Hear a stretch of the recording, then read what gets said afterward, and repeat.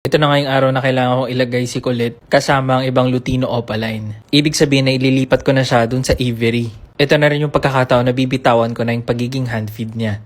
Ewan ko lang pero nagkakaroon ako ng separation anxiety kasi kagaya niyan. Siguro mga 2 weeks ko to hindi na handfeed dahil iniwan ko na nga lang sila ng pagkain sa cage nila. Pero ito nga siya maamo at hindi siya lumilipad-lipad. Bali, nagstay nga lang siya dito sa kamay ko at ginawa niyang perch. Siguro nga ay nakakakutob na rin to na ilalagay ko na nga siya dun sa mini aviary. Sa mga bago nga dito ay 12 days old ko siya in-start na i-hand feed. Sa kadahilanan nga na delayed yung pagpisa ng mga kapatid niya, ay minabuti ko na kunin na lang siya at i-hand feed. Dito nagtry din pala akong kumuha ng syringe para subukan kung naalala pa rin ba niyang kumain dun sa syringe.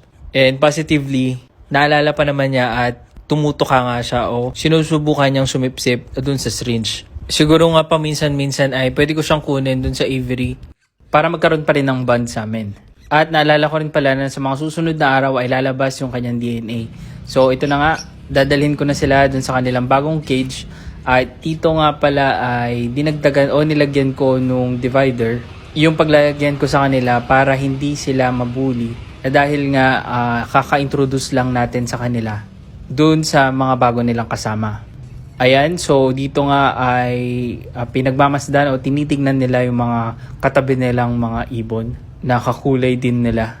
Ayan, bali lahat yan ay naging hand feed pero si Colette yung pinakamatagal at nakalimot na nga yung dalawa. Ito naman yung mga oldies. Okay, so dito na lang, happy birthday.